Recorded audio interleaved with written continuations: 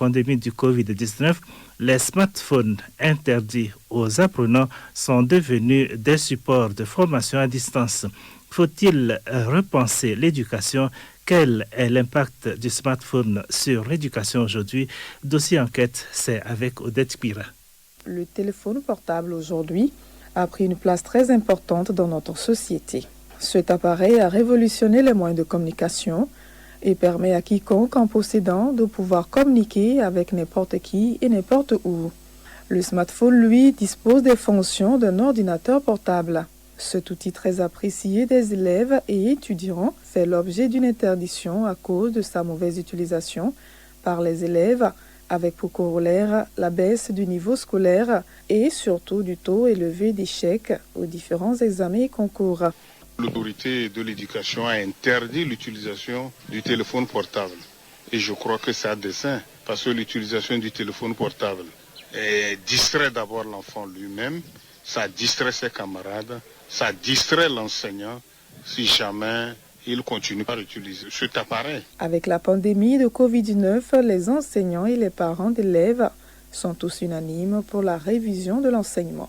Puisque ça aidera les étudiants à mieux connaître l'utilisation de ces outils-là et savoir dans quel sens orienter l'utilisation. Puisque quand on voit les événements qui sont passés avec les étudiants et autres par rapport à l'utilisation de ces machines, on constate qu'ils l'utilisent négativement. Ils exploitent le mauvais côté de la chose. Donc, il faudrait peut-être l'intégrer comme discipline. Comme ça, ils auront plus d'ouverture là-dessus. Ils sauront quoi faire, quoi ne pas faire. Et ça les aidera à mieux comprendre l'utilisation et à l'exercer de bons côtés. Aujourd'hui, le monde est digitalisé, si on peut le dire ainsi.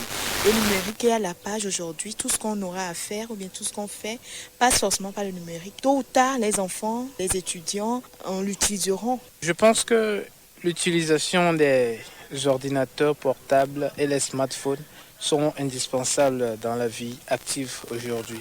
Parce que la plupart des choses se font maintenant en ligne. Par exemple, vous avez constaté lors du confinement, les cours se sont déroulés en ligne.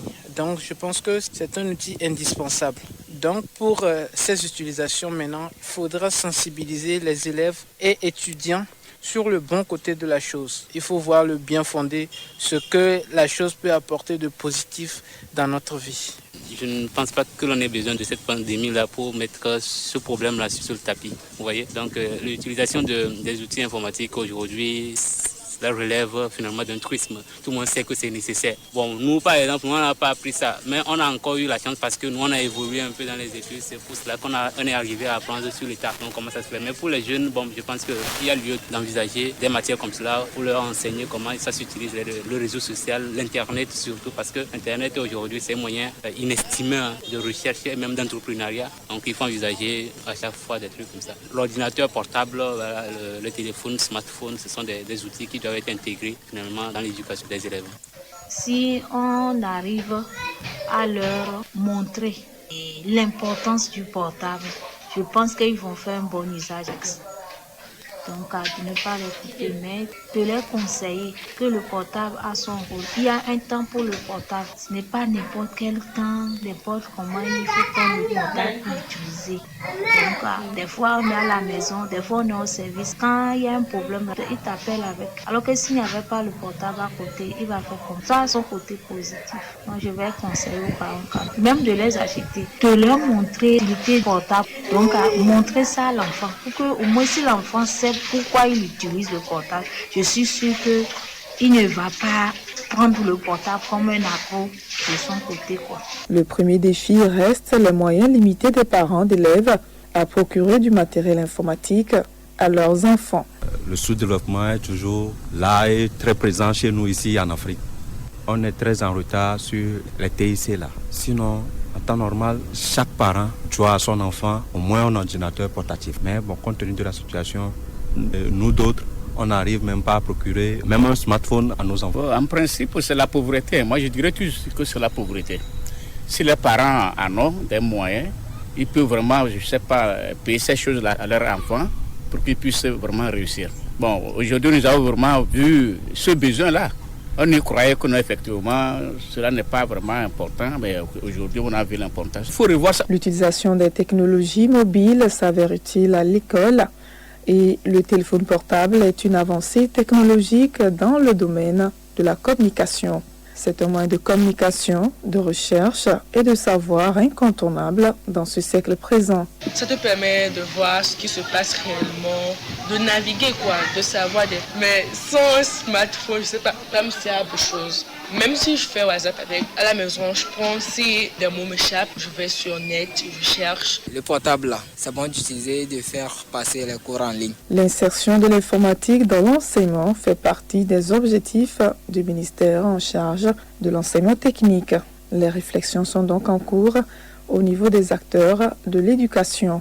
Madame Yabi Awa, directrice adjointe de la pédagogie et programme au ministère de l'enseignement technique, de la formation et de l'insertion professionnelle. Le monde est en constante mutation technologique et en ce sens, les systèmes éducatifs sont aussi très dynamiques.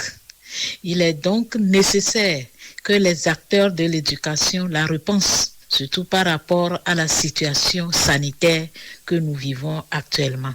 Il faudrait donc penser à d'autres moyens ou supports pédagogiques de communication qui seraient accessibles à tous, parce que l'éducation doit demeurer inclusive. Je dirais aussi que l'introduction de l'informatique dans l'enseignement est l'un des objectifs de l'enseignement technique et la formation professionnelle. Et nous l'avons déjà commencé d'ailleurs. Et à nos jours, je pourrais dire qu'elles sont rares, les spécialités qui n'ont pas de logiciel approprié. Nous avons, à travers des réformes, introduit l'informatique adaptée à la spécialité dans toutes les séries industrielles et tertiaires. Bref, l'informatique ou le numérique est devenu indispensable dans la formation. Et nous avons commencé par prendre des dispositions depuis un bon moment dans nos pratiques pédagogiques.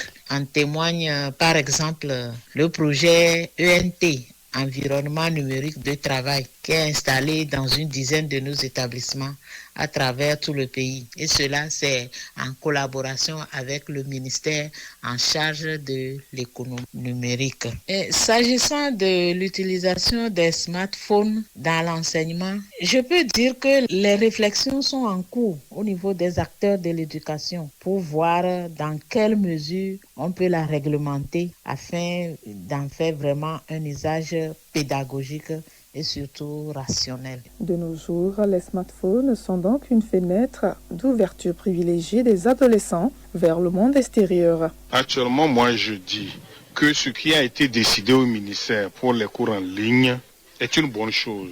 Mais ces cours en ligne doivent être accompagnés par les parents. Parce que en réalité, quand on demande de télécharger les applications, l'enfant lui-même n'a pas a priori un téléphone portable. C'est le parent, le grand frère, la grande soeur, papa, maman, qui ont un téléphone portable, qui doivent amener l'enfant à utiliser les applications telles que dictées par le ministère. Moi, je pense, et c'est vrai, on peut penser à une initiation à l'informatique. Mais l'initiation à l'informatique ou aux nouvelles technologies de communication de l'information ne doit pas permettre à l'enfant d'avoir le téléphone portable au sein de l'établissement.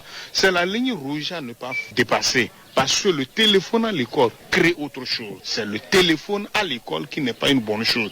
Il peut avoir même le téléphone à usage multiple à la maison, mais pas le téléphone à l'école. Parce qu'à l'école, ça devient une forme de distraction et dénature le message, l'encadrement de l'école peut donner aux enfants. Ils doivent être encore plus regardants. Le parent, c'est lui que l'enfant copie. C'est lui qui est celui qui doit orienter son enfant dans la vie. Il est le modèle de son enfant. Tout ce que nos enfants font, c'est ce que nous reflétons. Et c'est ce qu'il fait dans la société. Donc lui, le parent, il doit donner le bon exemple. Il doit être le meilleur parent possible. Avec le développement d'Internet, il est désormais possible pour un adolescent d'avoir accès à de nombreuses ressources comme des cours, des conférences et autres. Promouvoir pour son insertion à l'école devient une nécessité.